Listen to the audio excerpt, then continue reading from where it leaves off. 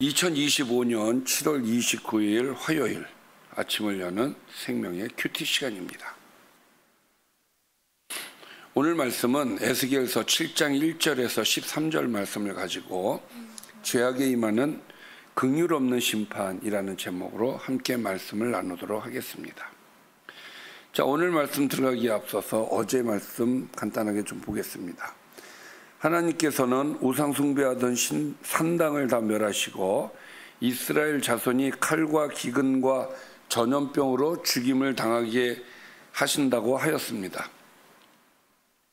또 모든 성읍이 사막이 되게 하시고 살아남은 자들을 이방에 사로잡혀 가게 하시며 이스라엘을 황폐하게 하신다고도 말씀하셨습니다.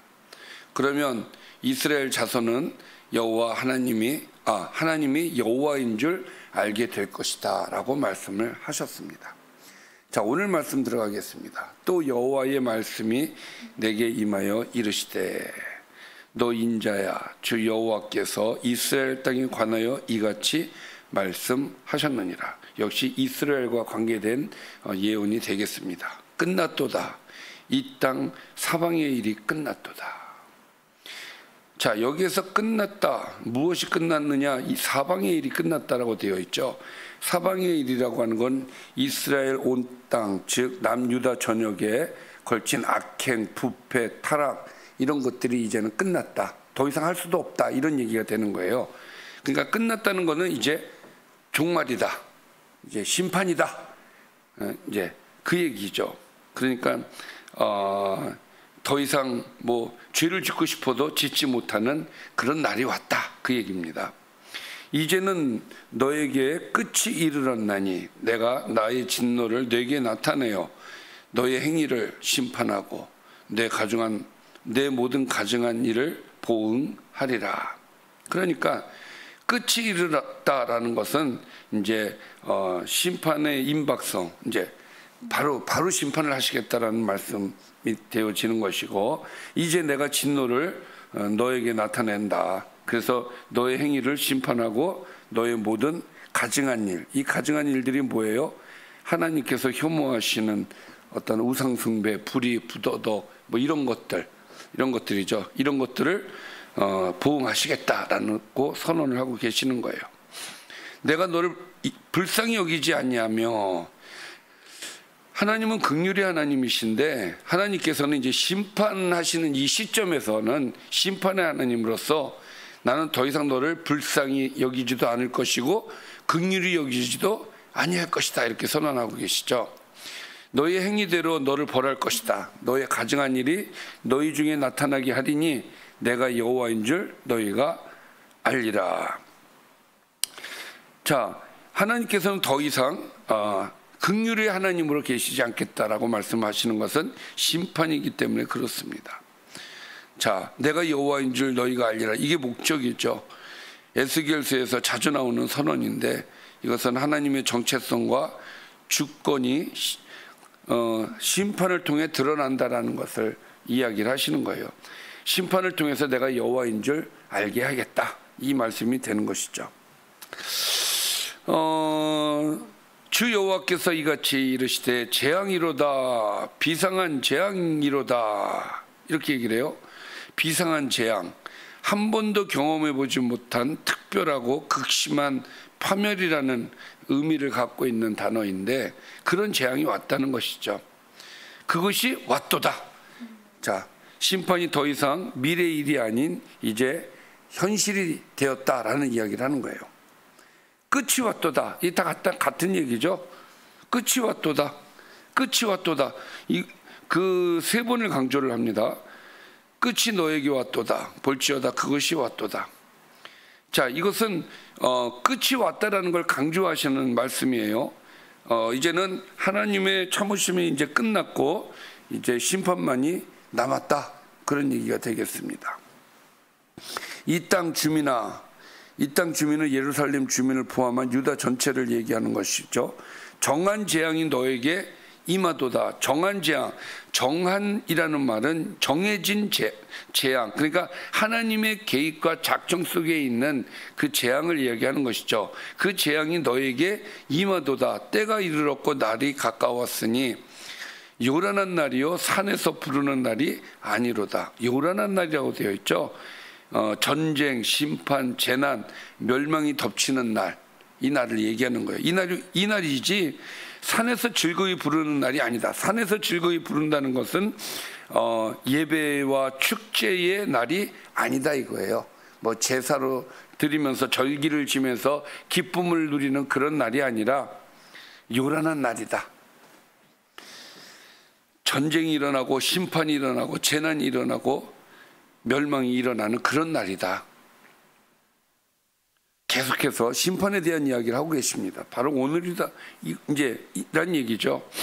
이제 내가 속히 분을 내게 쏟고 내 진노를 너에게 이루어서 너의 행위대로 너를 심판하여 내 모든 가증한 일을 너에게 보응할 것이다. 이렇게 해서 하나님께서 심판의 나를 강조하시면서 심판하시겠다는 말씀을 주고 계시고, 또 내가 너를 불쌍히 여기지 아니하며, 또 이 말씀 나왔네요. 내가 너를 불쌍히 여기지 아니하며 긍휼히 여기지도 아니하고, 아까 몇 절에 있었죠? 4절에 있었죠? 예.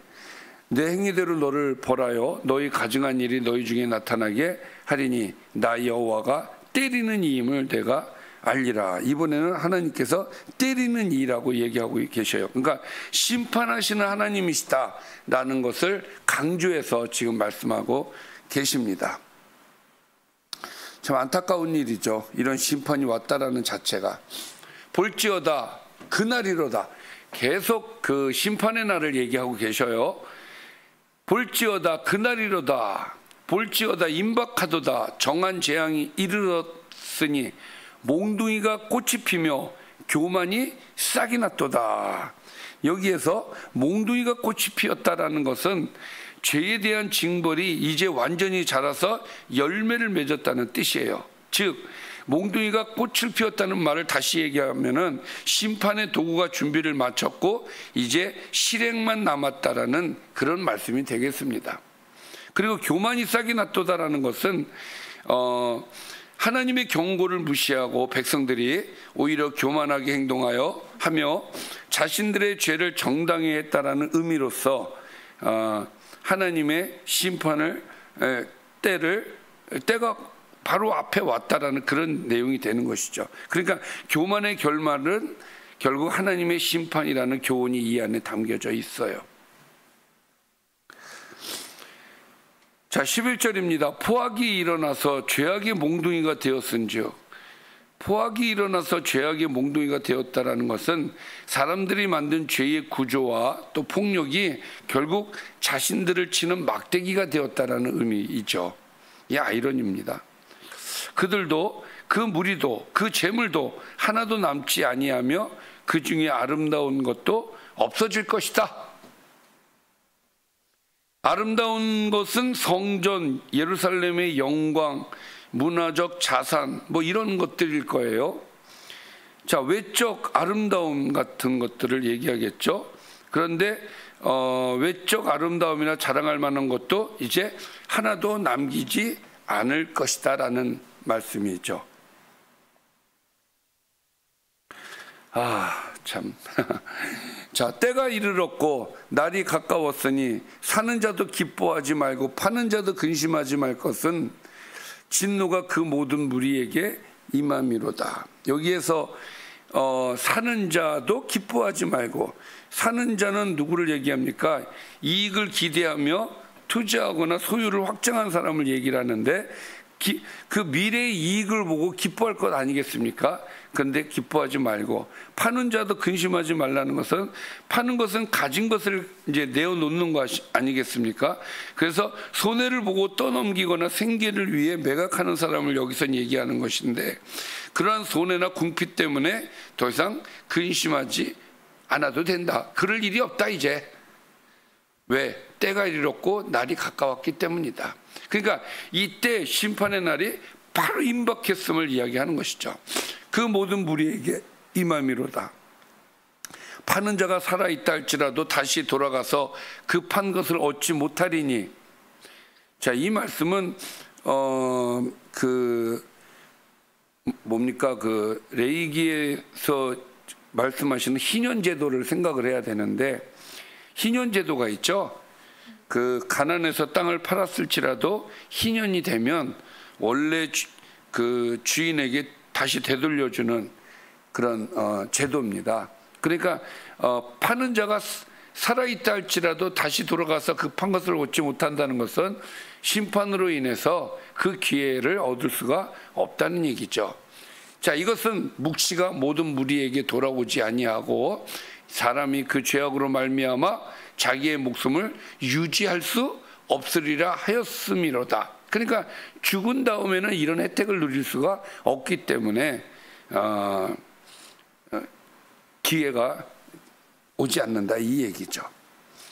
자, 오늘 말씀은 여기까지입니다. 참 오늘 말씀은 심판의 날에 대한 이야기고 심판의 날이 임박했다. 더 이상은 하나님께서 기다려주시지 않는다, 그 말씀이죠. 자, 오늘 말씀을 요약해 보겠습니다. 하나님은 끝이 왔다고 반복하시면서 이스라엘의 멸망이 임박했음을 말씀하십니다. 또 재앙의 때에 이스라엘을 불쌍히 여기지 않고 그들의 행위대로 심판하며 보응하겠다고 말씀하셨습니다. 임박한 그날은 정해진 재앙이 이르고 하나님의 진노가 모든 무리에게 임해 그들의 죄악으로 멸망하는 날이다라는 것이죠. 자, 오늘 말씀을 통해서 묵상 포인트 몇 가지 한번 살펴보겠습니다. 하나님의 심판은 나에게 두려움인가? 심판이 임했을 때 나는 그것을 어떻게 받아들이는가에 대한 이야기예요. 아니면 정결함으로 나아가게 하는 자극인가? 또 지금 나의 삶에서 하나님께서 끝이 이르렀다라고 하신다면 나는 무엇을 회개해야 할까? 또 나는 죄에 대해 무감각해진 것은 아닐까? 하나님의 진노를 경외하며 살고 있는가? 내 삶 속에서 교만의 싹이 자라고 있지는 않는가? 이게 다 심판의 이유가 되는 것이죠. 내 일상생활, 재정, 경제활동 계획이 하나님의 뜻과 관계없이 돌아가고 있지는 않는가? 깊은 묵상이 있으시기를 바랍니다. 기도하겠습니다. 살아계신 아버지, 우리가 하나님 앞에 심판받는 일이 없도록 인도하여 주옵소서. 하나님의 말씀대로 살게 하여 주시고 하나님이 기뻐하시는 일이 우리의 삶이 되게 하여 주셔서 심판의 대상이 되지 않도록 이끌어 주시옵소서. 예수님의 이름으로 기도드리옵나이다. 아멘.